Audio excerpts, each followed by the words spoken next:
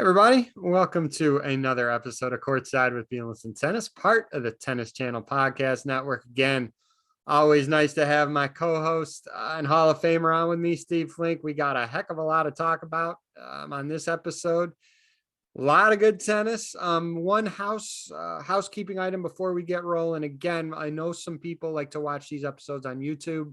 We upload about 95% to them, but we do not upload every single episode. So make sure you're subscribing to the audio only versions available on all major podcast platforms. Again, it's Courtside with Beilinson Tennis, and rate us, give us a good review and all that good stuff. So with that out of the way, Steve, I was texting my friend and also you during the week. I think outside of the slams and maybe obviously some Masters 1000 events this week could be one of the most fun weeks of the year with all the different tournaments and all the good fields in those tournaments.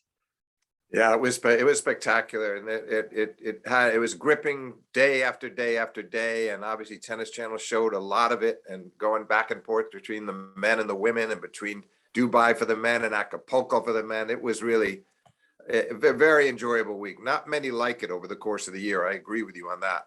Yeah, no, I agree. And, before we get going with the stuff of this week, and we'll timestamp this, it's about Saturday afternoon. So we'll still have the Acapulco final. We won't know who won that final, but we'll talk until that point. Carlos Alcarez, I want to start with him real briefly because he won Rio the previous week. I think outside of Novak, and again, if Novak is able to play the French, I think he may be the biggest threat to Rafa at the French. We all know that Carlos can play on all surfaces. We saw what Carlos did at this past U.S. Open, beating Stefano Tsitsipas 7-6 in the fifth in that amazing match. Again, I don't know if we want to temper expectations a little bit with Carlos, but he's already so good. He's now top 20 in the world. He's just very, very good. I mean, I think in one of our discussions at the end of last year, I was predicting top 10 for him this year. I don't have any doubt about that now, because to go from where he is at 20, yes, you have to keep sustaining those excellent standards, but he's so confident right now. He's so good on all the surfaces. And you make a good point about Roland Garros, because he'd be one of those guys going out there. And at that point, he would not be in awe of Rafa. As great as Rafa has been at the start of this year, still, he'd take it as a challenge that he would find enticing. No, I think it was a terrific win. Interesting thing about that title that he won, he was playing Berrettini, and they've had so many good matches now, and he lost to him in that heartbreaker at the Australian. But the match seemed to be getting away from him, and it happened so often, David. You know, the rain came after Berrettini had taken the second set and had the momentum, and then Alcaraz was able to regain the ascendancy in the third and take control. And that played like a veteran in the third, but I had the feeling it might be getting away from him the way Berrettini was playing in the second. The rain break was the best thing that happened to him all week long. I know most of the listeners have seen Carlos play, but for those that may have not seen him play yet, make sure you do, because he's so entertaining to watch. He plays so hard. No nonsense about him. There's no gamesmanship about him. He's just a stud, and I know everyone will enjoy watching Carlos play. All right, I do want to give a shout out, and this is connected to Acapulco a little bit. Shout out to, I'm a big fan of college tennis. TCU, they won the National ITA Indoors, and Cam Norrie, who is an alum of TCU, he is now won Del Rey. He's now, he just beat Tsitsipas in Acapulco. He's going to play Rafa in the final there. You remember last fall when they had Indian Wells because of the schedule change, he won that big title in Indian Wells. He's been playing great. I know he played Korda in the first round of the Australia. It was a tough matchup for either one. It was one-sided. I think every tennis fan was surprised at how one-sided that score was. Not the Korda won, but just how one-sided the score was. But Cam Norrie is on such a roll right now, and his two-handed backhand reminds me so much of Jimmy Connor's two-handed backhand. Flat, and it like skids even. There's a tiny bit of underspin even in it. It skids low on the court. Reminds me so much of Jimmy's backhand. It's interesting. I hadn't even thought of it till you brought it up. Jimmy was more inclined to really lace into the two-hander and hit it big and hard. Not that Cam doesn't. What impresses me more about his backhand is just it doesn't break down. Not that Jimmy's did, but what I love about his is just the discipline, the consistency, as you say, keeping the ball very low, keeping it very deep.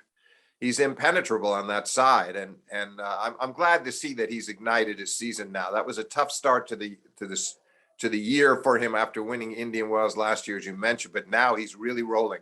And win or lose against Rafa, he's had a terrific 2 weeks in Del Rey, and now here in Acapulco.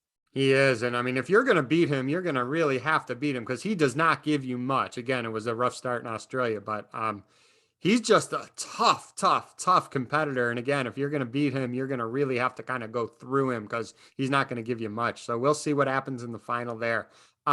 Let's continue on with Acapulco, and there's so much to talk about. I think we can start with Stefan Kozlov, who also had a pretty good run in Del Rey.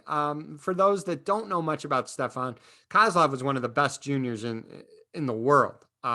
He had a great junior career. He made the finals of the USTA Nationals 2015. TFO beat him in 5 sets. Take a look at that 2015 draw. I think the semis were, what was it? Tommy Paul, Fritz, Tiafoe, and Kozlov, and Opelka's in there. There's a lot of names that you'll know. That was a great year for American tennis in 2015. But Kozlov had that crazy day when he played Grigor Dimitrov. Didn't think he was in the tournament to begin with. He went out jet skiing for a while. I guess he had some trouble. He needed some help getting him out of the water. He then has a practice session with Rafa, again, not thinking he's going to play. Anytime you hit with Rafa is going to be 110%. He said it was a practice set. It was 3-3, and Rafa propped a string or something like that. Stefan just randomly went to check his phone. He had 30 messages from the tournament director and some others saying, hey, you're in the tournament. With that, he plays a crazy match with Grigor and wins, full body cramps. Crazy.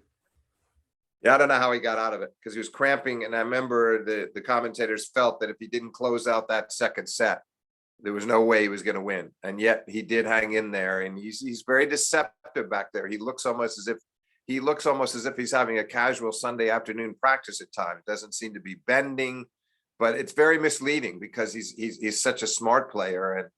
And in the end, Grigor did self-destruct a little bit, but it was still a great win for Kozlov and one of the highlights of a terrific week.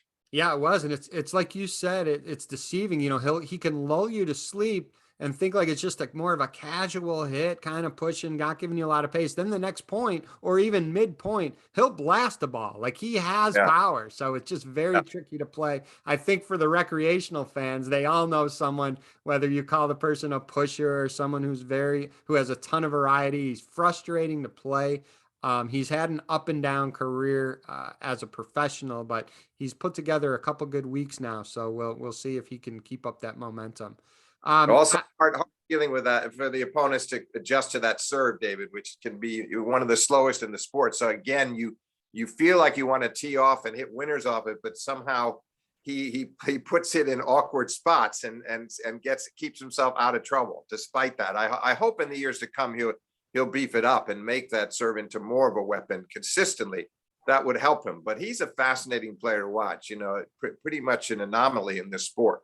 He is. Yeah, I mean, he can go with 100-mile-an-hour second serve, and then the next one could be 65 miles an hour. It's like the changeup. It's like the changeup pitcher in baseball. But yeah, it'll be interesting to see him moving forward during the year. I think we have to move on now to just talk to Rafa because Kozlov played Rafa the next match. Rafa blitzed him in the first set, a little bit tougher in the second set, and then Rafa played Tommy Paul, blitzed Tommy in the first set. When I say blitz, he won 6-0 in first sets against both Kozlov and Tommy Paul. Tommy was up 5-3 in the second set. Don't think he had set points. No, he didn't.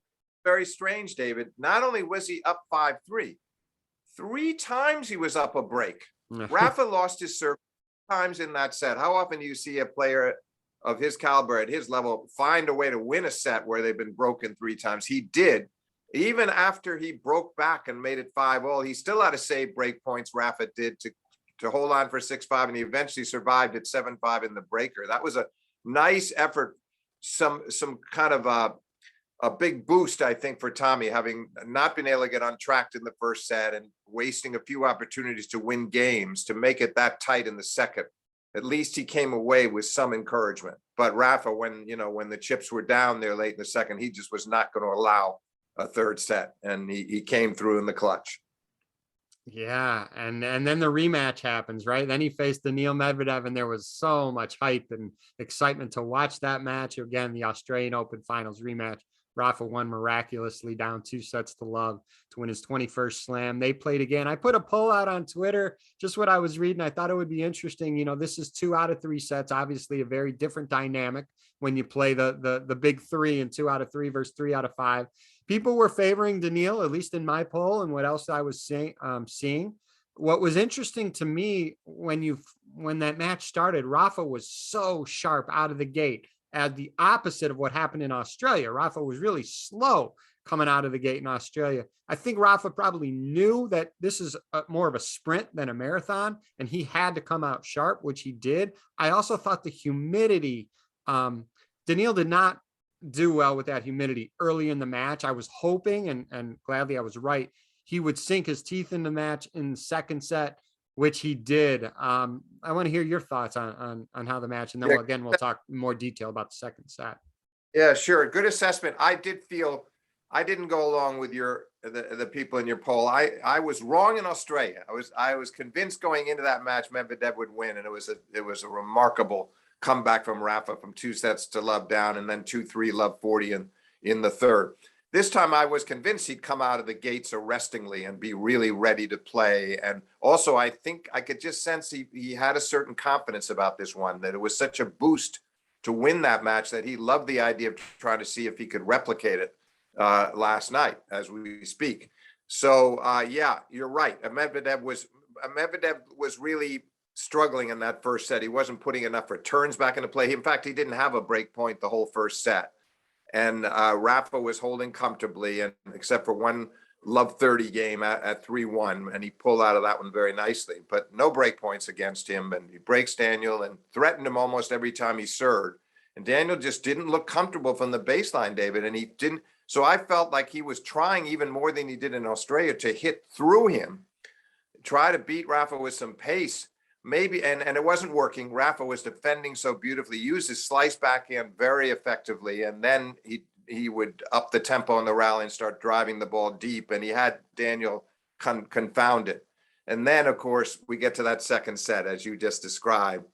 That's when it became a whole different match. If somebody were to look at this score, David, on paper and see a 3-3, it looked so routine, but the second set was anything but routine, because we saw those two just astonishing games is the only way I can put it. Rafa had the early break in the second. He's serving at 2-1, 40-15. It turns into a 6-deuce game.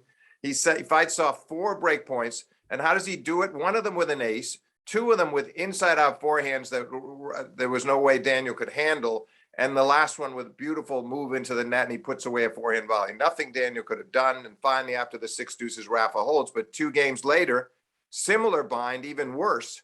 This time 9 deuces, this time 7 break points.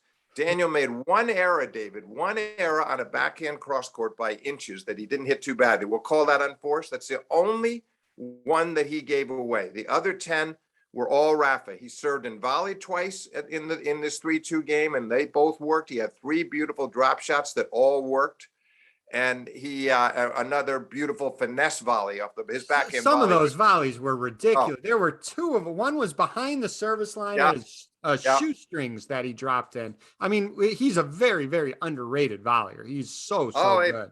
That was a stark reminder, stark from Daniel's standpoint, a stark reminder last night of exactly that what you're saying is spot on, because he's hitting them off his shoelaces, and his feel is so good. And sometimes he'll play like a delicate, elegant drop volley. And sometimes it's just a simple finesse volley near the service line that he keeps so low that there's no way that Daniel on the run is going to be able to pass him one time. It's just almost impossible. So basically, there were 11 break points in the 2 games. Daniel made 1 error. The rest was all Rafa. And that's why he was so thrilled afterwards that he couldn't believe how well he played those break points. And he said, he made it sound like he thought he could have lost the set. I'm not buying that, to tell you the truth, because he was up a break. First game of the second set, he broke him. It was up from the start of it. Exactly. So the two marathon games that were the most compelling of the match, granted, they could have given Daniel a lift and given him the feeling that maybe he could win the set, maybe he could win the match, but it was just to get back on serve. And then what was interesting from there, David, was once Rafa goes to 4-2, then he has a love hold to go 5-3. Yeah. And then Daniel's 40 love in the last game. I know. And Rafa takes that one away from him. It was not Medvedev's night, but I thought it was just a brilliant performance from Rafa. Maybe his best match of the year in many respects. And he played it tactically so well. And I just thought the combination of giving nothing away, but still being really aggressive, and the assortment of forehands, some which he was flattening out a bit and hitting deeper, some with the heavy loop, the backhand with the combination of the slice and the drive, the cross court and the down the line. He had everything working at full efficiency last night. Plus, he served so much better than he did in that second set against Tommy Paul in the quarters. He did. So he plays Cam Norrie. Obviously, we talked about Cam briefly before. Cam is coming in super hot.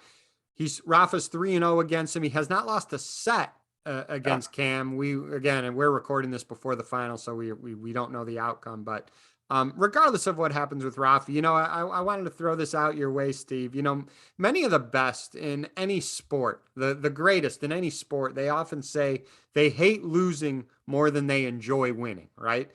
And I'm not sure that's the case with Rafa. Sure, he hates losing, right? Who doesn't, right? But he so genuinely loves winning. And I'm not talking just how ecstatic he is at the end of finals of Grand Slams. I mean, you see him after 500s in quarters, second round, whatever it is, semifinals. I think it may be the fact that he's dealt with a lot of injuries and he's so grateful that he's still out there competing and playing.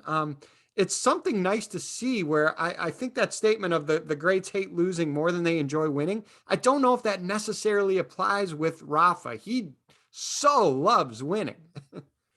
It's a great point. I'll give you an example that I think will back up, that it will make you even more convinced that you're right, because you are.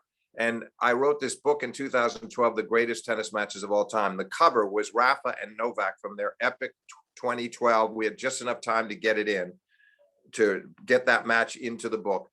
The 5-hour, 53-minute 5-setter that Rafa lost after leading 4-2, 30-15 final set against Novak. So there's Novak and Rafa on the cover.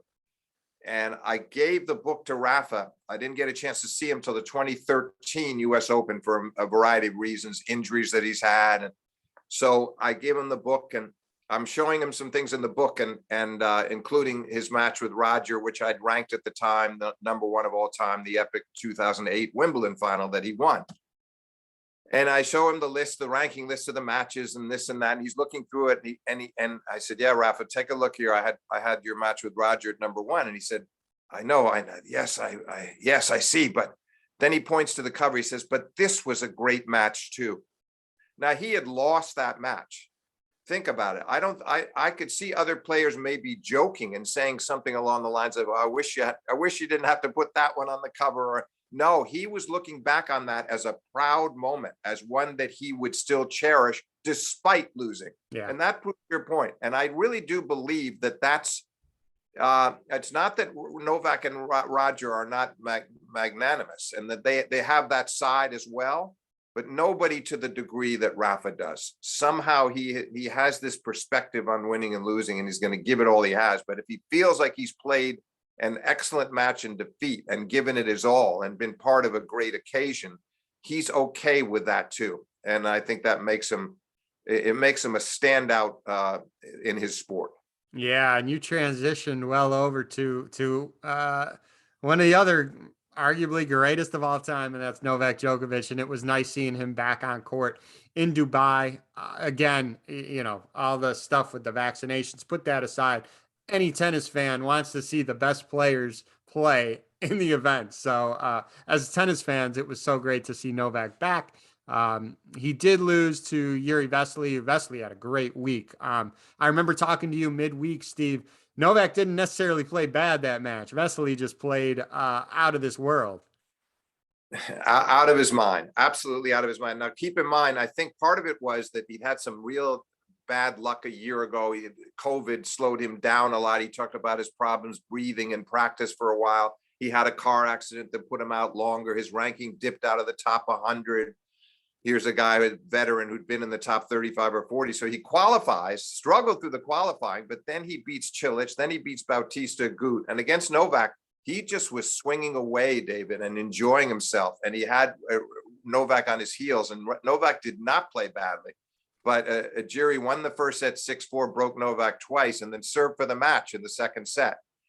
And Novak made his move and broke back. And you would have thought maybe that was the turning point, but Vesely held him off in the tiebreak. I just was amazed how he just was, how aggressive he was, and yet unerring at the same time. He's a left-hander. He's a big guy, 6'6". The wingspan was a problem for Novak on serve, because a lot of serves that he was hitting in the first couple of rounds against Musetti and Khachanov that would have won him the points. So this guy with the stretch and the reach was making great returns off very good first serves, and great on tremendous returns on the second serve. He played just a wonderful match. And then what does he do? He goes on and beats Shapovalov after Dennis served for the match in the third, and finally lost the final today to a really informed Rublev, winning his second title in a row. But to get back to Novak, not discouraging. He got 3 matches in. He won the first 2 of Musetti and Khachanov in straight sets, played to a high level in both, and then didn't play decently. If he'd been at his very best, he would have fended off Vesely, but he wasn't at his very best yet. He wasn't that far off. I think, considering that he'd been gone between 2.5 and 3 months, he probably was not that disappointed with how he played. But the problem, David, of course, is, as he said, he needs matches. Well, he's not going to get them in Indian Wells or Miami, because without the vaccine, he can't go. So then the question becomes, when does he return on the clay? And this is something he's really going to have to examine quickly, because you can't do it by having these layoffs. Finally coming back to play this tournament and looking pretty sharp under the circumstances, but then to have to take more time off, come back on the clay. Not sure which clay. Monte Carlo probably won't be permitted to play. Maybe Rome. We don't know about the French. It's all so uncertain for him. The only way that he can resolve this, obviously, is to change his mind on the vaccines. I'm wondering whether there'll be a change of heart sometime over the next month, which is a critical decision-making time for Novak Djokovic. Yeah, no, I agree with you. And before we leave this topic, there was an interesting poll this morning on Twitter from Ricky Diamond. He said, who is the best male player right now? You know, is it Novak, is it Daniil, or is it Rafa? And I found this fascinating, because think about this. Novak beat Rafa on Rafa's best service, the French Open, right? Daniil beats Novak on Novak's best surface at the US Open, and then Rafa beats Daniil on arguably Daniil's best surface 2 times in a row in Australia and now in Acapulco. That's all interesting. It's kind of weird how that worked out. Those 3 guys are obviously the best playing right now. But David, you said, yeah, the right now. I think those are the key words, right now. Because it looks like, as you said, we don't know the result yet against Cam Norrie in the final. I like Rafa's chances going in. If Cam pulls off the upset, all power to him. But if he doesn't, Rafa will have started his season with 3 straight titles. The 250 event in Melbourne right before the Australian Open, the Australian Open for the 21st major, and now a 500 in Acapulco if he's able to do it. So when you say right now, he certainly is the hottest player in men's tennis as we talk at this moment. So I can see why people would look at, they're looking at it in terms of very current form, knowing that Novak has not been playing much. Right. No, it was interesting. I just, again, that those 3, the mix of those 3, they're beating their opponents on arguably their opponent's best surface. It's just kind of interesting to view it at that. But David, just a quick word about the Nadal Medvedev rivalry. It's really fascinating to think that they met. I saw them play in the summer of 2019 when Rafa destroyed Daniel in the final of the Masters 1000 up in Canada. Then they had their epic 5-setter at the US Open that Rafa won. And then it looked like it might be turning toward Medvedev. He had Rafa 5-1 in the third in London at the end of 19. He wasn't able to finish him off, and Rafa came back and beat him. And then in 2020, in the year-end championships, Rafa was serving for the match, but Daniel came back and beat him. That's the only time Daniel has beaten him. And So they he had has, that, what was it, the 2019 US Open final right after the one in Canada. That well, was yeah, an epic final. that's what I'm saying. That was Yeah. the epic. That was the epic. On the heels of an easy win for Rafa in 2019 in Canada was that he scraped by him in 5 in New York. So what I'm saying is there's still only one win for Daniel. I mean, it was a golden opportunity in Australia, lost. A wonderful comeback from Rafa, but now it makes you wonder that Daniel was joking about trying to get revenge this week for Australia. He got anything but revenge. So now I think he has these doubts. While he's played a lot of good matches against Novak and played him more, and it's gone back and forth in the last couple of years, he's got a dilemma against Nadal at this point. And it's going to be really fascinating to see their next 2 or 3 meetings, how much Rafa is in Daniel's head and whether that maybe that matchup. He just looked confused. Didn't you think so, David? Yeah. He looked confused in that match about how to play him, how he could find a hole in Rafa's game, what he should do tactically. We don't usually see Daniel looking that confused. Granted, he hit some beautiful backhand cross-court drop shots in the second set, particularly even in those games when he nearly broke. He was starting to try and succeed with a few different plays, but overall, he wasn't making a dent tactically against Rafa. No, I would agree. And before, we do want to talk about the women too, because they had some really, really good tournaments. That Doha field was absolutely loaded. We're going to get there in a minute, but we do have to address, and I don't want to spend a ton of time on it because we're both very positive people, but we do need to talk about the Sasha Zverev incident. He plays Jensen Brooksby. I think, what was he, finished at 4:45 in the morning or something like that. He then plays doubles later in the day. And again, the listeners are most probably all know he had a huge outburst against the ump, totally inappropriate. It was in a 3rd set tiebreaker. Cursed out the umpire before even the end of the match during that breaker. They had the initial fine out, but the ATP is still reviewing it, and there's going to be a harsher penalty than was issued. Never good to see anything like that, and the abuse of the umpire. There's no place in the sport for doing that. No, and he didn't just smack that chair once. It was several times. I think it was 3 in all, maybe 4. I don't know the exact count, but I watched it in utter amazement.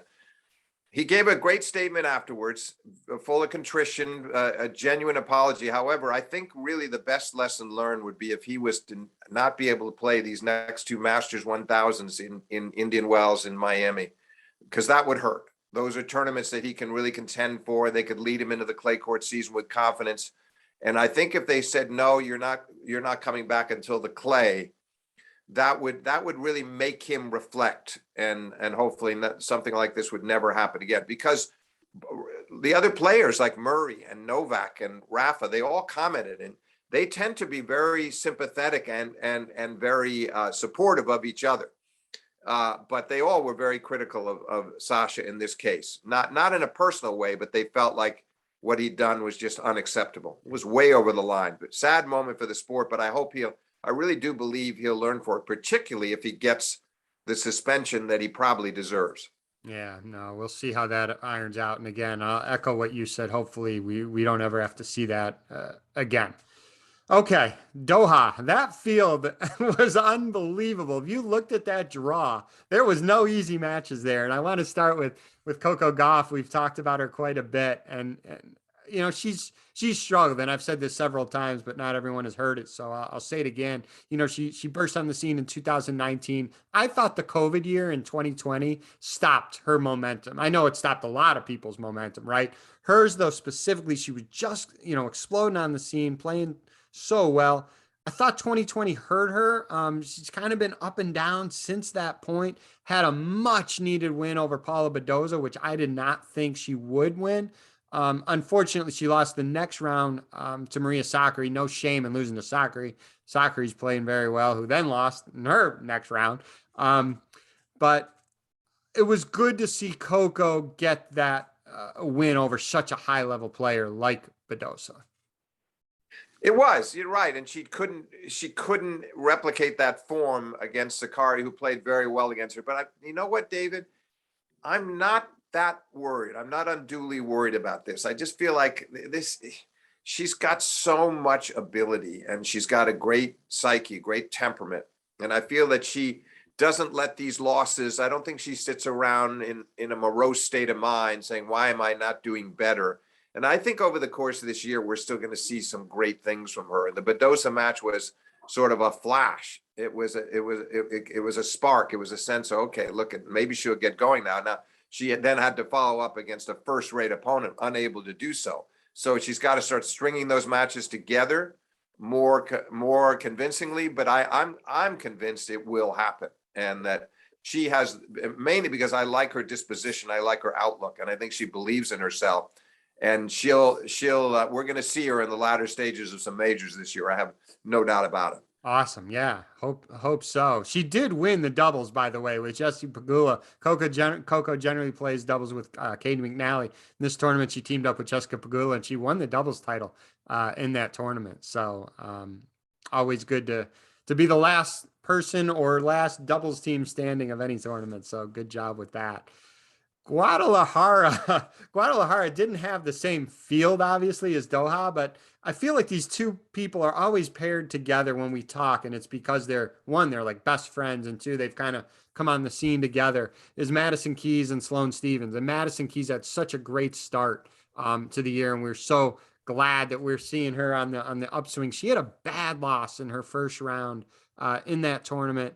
And yet the other person I want to talk about is Sloane Stevens, right? And Sloane is doing well. She is now in the semis of that tournament. And I always kind of pair those two together, I think, again, because they're such great friends, and they've kind of, they've had their careers kind of together, both of them. So I don't know, disappointed to see Madison's loss. We want that consistency from her. But I think she'll bounce back pretty quickly.